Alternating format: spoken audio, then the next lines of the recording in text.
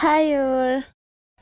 അപ്പം ഞാനിന്ന് അംഗനവാടിക്ക് പോയോണ്ടിരിക്കുകയാണ്. അവിടെ ഇന്ന് പുതിയ കുട്ടികളുടെ പ്രവേശനോത്സവം, പഴയ കുട്ടികളുടെ യാത്രയയപ്പാണ് കേട്ടോ. അപ്പോൾ എൻ്റെ മോനക്ക് ഇന്ന് യാത്രയയപ്പാണ്. അവൻ കഴിഞ്ഞൊരു വർഷമായിട്ട് അംഗനവാടിയിൽ പഠിക്കുകയായിരുന്നു. അപ്പോൾ ഇന്നത്തോടെ അത് കഴിഞ്ഞിട്ട് അപ്പം ഞാൻ അംഗനവാടിക്ക് പോയോണ്ടിരിക്കുകയാണ്, ഞാനും മോനും കൂടി.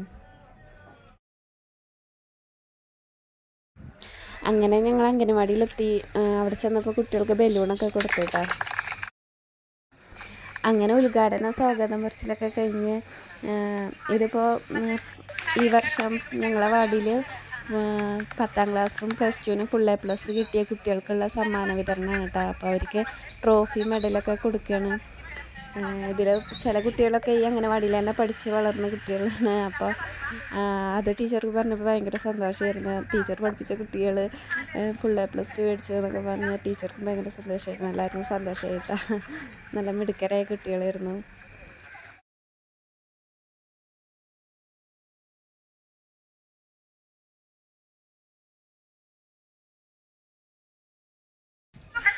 അവർക്ക് സമ്മാന വിതരണം കഴിഞ്ഞപ്പോൾ പഴയ കുട്ടികൾക്കുള്ള സമ്മാന വിതരണമാണ്. അപ്പോൾ ഞാനും മോനും കൂടി പോയി സമ്മാനം മേടിക്കുകയാണ്. അവരുടെ യാത്രയയപ്പല്ല, അപ്പോൾ അവർക്കും ട്രോഫിയും സർട്ടിഫിക്കറ്റും ഒക്കെ വിതരണം ചെയ്തിരുന്നു. അപ്പോൾ ഇതാണ് കേട്ടോ മോൻ്റെ സർട്ടിഫിക്കറ്റും ട്രോഫിയും.